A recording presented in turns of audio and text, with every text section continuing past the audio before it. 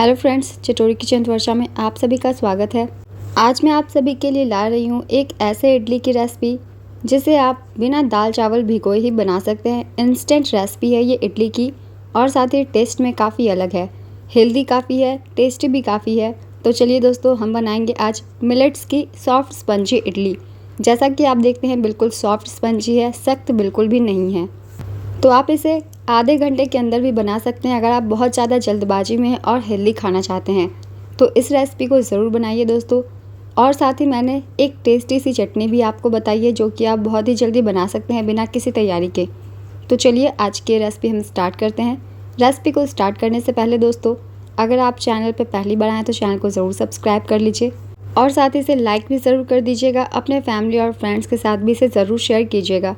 तो चलिए दोस्तों, हम बनाना शुरू करते हैं सॉफ्ट स्पंजी से ये इडली की रेसिपी, जिसे बनाने के लिए आपको ना ही दाल भिगोने की ज़रूरत है और ना ही चावल। तो चलिए हम बनाना शुरू करते हैं इस रेसिपी को।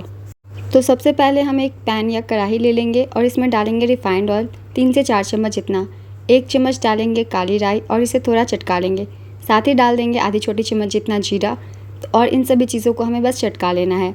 तो इन सभी चीज़ों को मीडियम फ्लेम पे अच्छे से चटका लीजिए। साथ ही 1 चम्मच हम डालेंगे चना दाल, 1 चम्मच डालेंगे उड़द की दाल। ये सारी दालें जो है कच्ची है, बिल्कुल भिगोई हुई नहीं है, इससे क्रंच आएगा हमारी इडली में। तो इसे डालने के बाद अब हम इसमें डालेंगे हरी मिर्च 7 से 8 या फिर जितनी तीखी आपको पसंद हो बारीक काट के डाल दीजिए हरी मिर्च। इसी के साथ डालेंगे 8 से 10 करी के पत्ते और साथ ही मैंने 2 गाजर को ग्रेट कर लिया है और इसे डाल दिया है। अगर बड़ी गाजर हो तो आप एक भी डाल सकते हैं।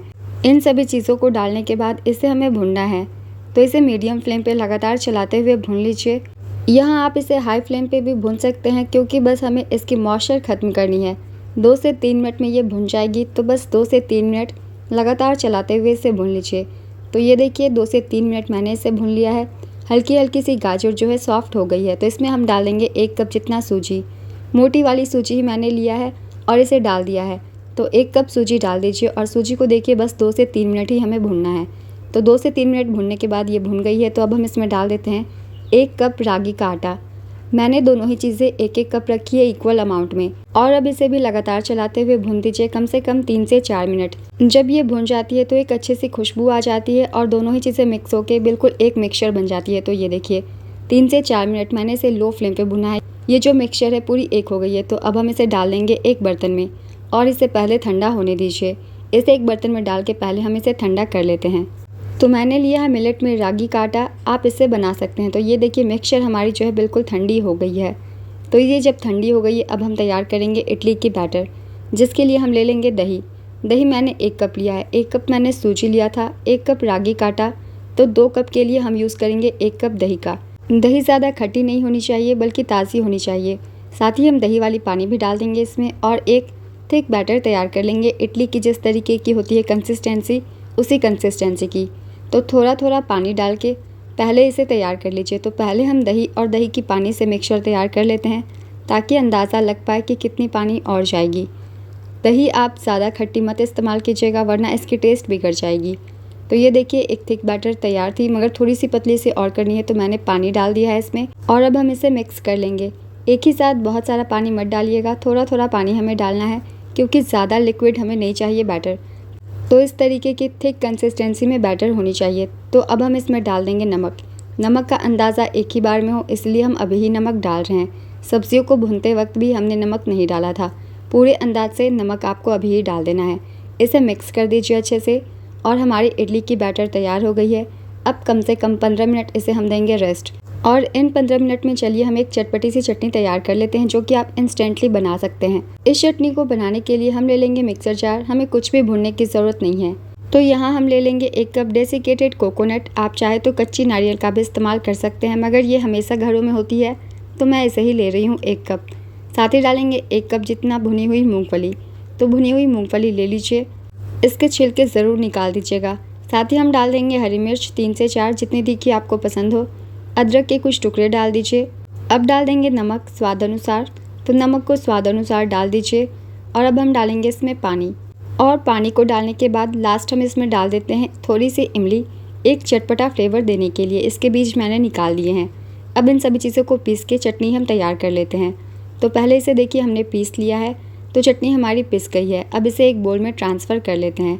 तो इसे एक बोल में ट्रांसफ़र कर लिया है। अब इसमें लगाते हैं हम तड़का। तो चलिए इडली वाली तड़का हम लगाते हैं, जो कि हम हर इडली की चटनी में लगाते हैं। तड़का लगाने के लिए देखिए मैंने पैन गर्म कर लिया है। इसमें डालेंगे 2 से 3 चम्मच जितना रिफाइंड ऑयल। रिफाइंड ऑयल डाल दिया है। अब हम इसमें डालेंगे 1 चम्मच जितनी राई और आधी चम्मच जितना जीरा। इन दोनों ही चीज़ों को मैंने चटका लिया है। अब इसमें डालेंगे हरी मिर्च बारीक कटी हुई। आप यहाँ चाहे तो सूखी लाल मिर्च से भी तड़का लगा सकते हैं। और अब हम इसमें डाल देंगे करी पत्ता। करी पत्ता को भी मैंने बारीक काट लिया है। आप चाहे तो गोटा भी डाल सकते हैं, बिल्कुल आपकी चॉइस है। तो अब चटनी में हमने लगा दी है तड़का और इसे मिक्स कर दीजिए। तो ये हमारी इंस्टेंट चटनी हो गई है तैयार इडली के लिए। आप इसे सिर्फ 10 मिनट में तैयार कर सकते हैं, क्योंकि कुछ भी दाल वगैरह भूनने की ज़रूरत नहीं पड़ती है। तो देखिए इसे हमने मिक्स कर दिया है। चटनी बिल्कुल तैयार है दोस्तों। अब चलिए इडली की बैटर की तरफ चलते हैं, क्योंकि 15 मिनट भी कंप्लीट हो गए हैं। तो 15 मिनट के बाद चलिए इसके ढक्कन को हम देखते हैं खोल के, इसकी कंसिस्टेंसी कैसी आई है। तो इसे एक बार फिर से हमें मिक्स करना है। तो ये देखिए, क्योंकि हमने सूजी भी डाला था तो इसने थोड़ी पानी एब्जॉर्ब कर ली है और ये थोड़ी और भी गाढ़ी हो गई है। तो इससे हमें थोड़ी और भी हल्का करने की ज़रूरत है, तो जिसके लिए हम थोड़ी पानी और डालेंगे और इसे फिर से एक मिक्स देंगे, क्योंकि ज़्यादा थिक बैटर अगर आप करेंगे तो स्पॉन्जी इडली नहीं बन पाएंगे। तो इसे हमने मिक्स कर दिया है दोस्तों। अब हम इसमें डालेंगे 1 इनो या फिर फ्रूट सॉल्ट। तो इसे डाल दीजिए और इसे हमें थोड़ी सी एक्टिवेट करने के लिए इसके ऊपर थोड़ी सी पानी डालनी होगी। तो ज़्यादा नहीं, बस थोड़ी सी पानी डाल दीजिए और इसे मिक्स कर दीजिए। यहाँ आप फेंटिएगा बिल्कुल भी नहीं, बस हमें हल्के हाथों से मिक्स कर देना है। तो ये बैटर बिल्कुल तैयार हो गई है दोस्तों। इनो को हमने अच्छे से मिक्स कर दिया है, फेंटेंगे नहीं, बस मिक्स करेंगे। इनो पूरे बैटर में अच्छे से मिक्स हो जानी चाहिए। अब हम लेंगे अपने इडली के स्टैंड। इडली के स्टैंड को मैंने पहले ही ग्रीस कर लिया है दोस्तों। अब एक एक खांचे में इडली के बैटर को भर दीजिए। अगर आप थोड़ी बड़ी बनाना चाहते हैं तो इडली के खांचे को पूरे भर दीजिए, फूल के ये और भी बड़ी हो जाएगी। तो मैं थोड़ी बड़ी बड़ी इडली बना रही हूँ, तो मैंने इसे फुल भर दिया है। अब मैंने इडली के स्टैंड में पानी भी गर्म कर लिया है, क्योंकि इडली को हमें स्टीम देना है। तो स्टीम देने के लिए इस स्टैंड में मैंने पानी को देखिए गर्म कर लिया है। इसमें से धुआं जो है निकलने लग गई है। तो बस इतना गर्म कर लेंगे और सभी इडली के स्टैंड को सेट कर दीजिए। तो एक इडली के स्टैंड में 3 खांचे होते हैं, तीनों ही को अच्छे से हमें सेट कर देना है। तो तीनों ही में मैंने बैटर को भर दिया है दोस्तों। एक के बाद एक इसी में हम डाल देंगे। यहाँ आप इस तरीके से इसे सेट कीजिएगा कि दोनों ही छेद जो है एक दूसरे के नीचे ना हो, बल्कि थोड़े इसके छेद जो हैं आगे पीछे होने चाहिए। आपके इडली परफेक्टली स्टीम्ड होंगे। तो यहाँ मैंने तीनों ही खांचे को डाल दिया है और इसके ढक्कन को लगा दिया है। कम से कम 15 मिनट इसे स्टीम होने दीजिए। 15 मिनट हो गए हैं। चलिए इडली को एक बार चेक कर लेते हैं। तो एक चाकू या टूथपिक की सहायता से आप इसमें डाल के देख सकते हैं आपकी इडली अच्छे से स्टीम हुई है या नहीं। वैसे तो ये बहुत ही अच्छे से फूल गई है, जैसा कि आप देख सकते हैं। एक चाकू की सहायता से देखिए मैं इसे डाल रही हूँ, तो ये देखिए नाइफ़ बिल्कुल क्लीन आई है, मतलब ये अच्छे से स्टीम हो गई है। तो हमारी इडली दोस्तों फर्स्ट बैच की बिल्कुल तैयार है। इसे इस सांचे से निकाल लीजिए और पहले थोड़ा ठंडा होने दीजिए। जब ये ठंडी हो जाएगी तब हम इसे निकालेंगे इस स्टैंड से। तो इडली देखिए दोस्तों बिल्कुल अच्छे से ठंडी हो गई है। इसे चाकू की सहायता से थोड़ी सी साइड से निकाल दीजिए, फिर ये अपने आप ही निकल जाएगी। तो ये देखिए इस तरीके से इसने पूरे स्टैंड को अपने आप ही छोड़ दिया है। तो हमारी इडली दोस्तों बिल्कुल सॉफ्ट स्पॉन्जी बनी है, जैसा कि आप देख सकते हैं। बिल्कुल परफेक्ट है, क्योंकि ये मिलेट्स की इडली है दोस्तों। तो आप सिर्फ 1 से 2 ही खाएंगे तो आपकी पेट बिल्कुल भर जाएगी। तो चलिए दोस्तों अब हम इसे निकालते हैं और गर्मा गर्म इडली को खाते हैं अपनी इंस्टेंट बनी हुई चटनी के साथ। तो चटनी को मैंने डाल लिया है और इसी के साथ मैंने धनिया पुदीने की भी चटनी बनाई है, तो मैं इसे भी डाल देती हूँ। यहाँ आप सांभर भी ले सकते हैं या फिर टमाटर प्याज की चटनी भी डाल सकते हैं। जो भी चटनी आप लाइक करें उसे डाल लें।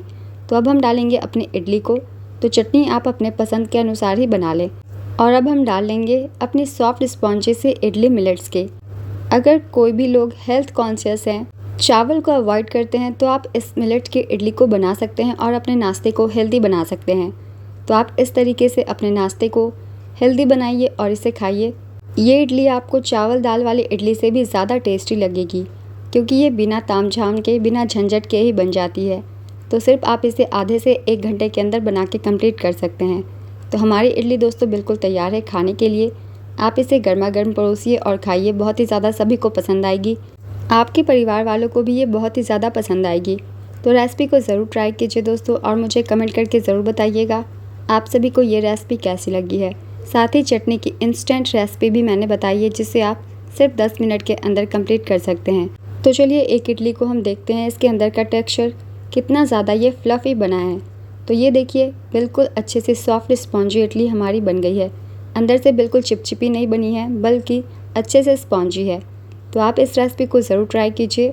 रेसिपी अगर अच्छी लगे दोस्तों तो इसे लाइक और हाइप ज़रूर कर दीजिएगा, और साथ ही इस तरीके की सिंपल रेसिपीज़ के लिए चैनल को भी ज़रूर सब्सक्राइब कर लीजिए। नोटिफिकेशन के लिए बेल आइकन भी प्रेस कर लीजिएगा, ताकि हर रेसिपी की नोटिफिकेशन भी आप सभी को मिलती रहे। तो चलिए फिर मिलते हैं अगली एक नई रेसिपी के साथ। चैनल पे यूँ ही बने रहिए और अपना ढेर सारा प्यार देते रहिए।